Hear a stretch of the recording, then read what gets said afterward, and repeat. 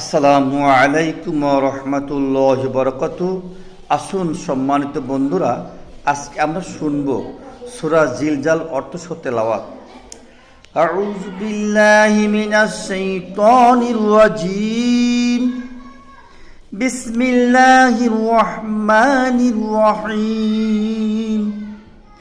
ইজা জুলজিলাতিল আরদু জিলজালাহা وأخرجت الأرض وثقالها وقال الإنسان ما لها يومئذ تحدث أخبارها بأن ربك أوحى لها يومئذ يصدر الناس أشتاتا ليروا أعمالهم فمن يعمل مثقال ذرة خيرا يره ومن يعمل مثقال ذرة شرا يره।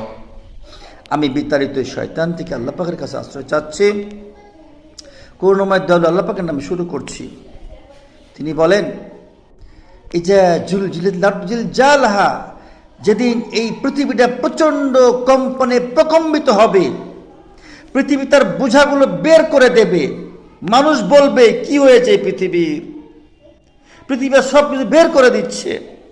পৃথিবী তার সমস্ত বৃত্তান্ত বর্ণনা করবে, কোথায় কি হয়েছিল, কে করেছিল, কারা ছিল, সব বলে দেবে। আল্লাহ পাকের হুকুমে সে সব কিছু বলে দেবে।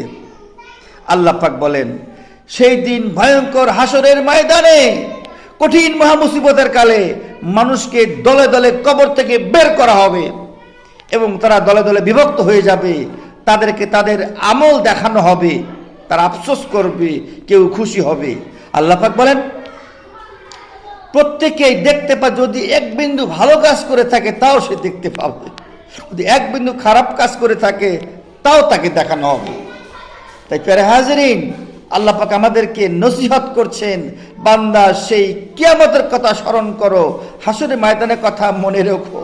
যখন তোমার পাশে কেউ থাকবে না, তোমাকে কবর থেকে তুলে এনে তোমার আমলনামা দেখানো হবে। যদি বদনসিব হয়, খারাপ আমল থাকে, তোমাকে টেনে হেঁচড়ে জাহান্নামী করে দেওয়া হবে। আর যদি ভালো আমল থাকে, ভাগ্য ভালো হয়, তোমাকে আল্লাহর ফেরেশতারা সালাম দিয়ে আল্লাহ পাকের জান্নাতে পৌঁছে দেবে।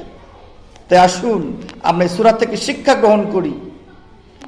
এখনো সময় আছে, তওবা করে আল্লাহর পথে পুরোপুরি দাখিল হয়ে যায় এবং ভালো ভালো কাজগুলো করব, আল্লাহর হুকুম মেনে চলবো, রাসূলের দেখানো পথে চলবো এবং সবাইকে সেই পথে আহ্বান জানাবো, সবাইকে সেই পথে ডাকবো, যাতে করে সবাই জাহান্নাম থেকে মাপ পেয়ে, ক্ষমা পেয়ে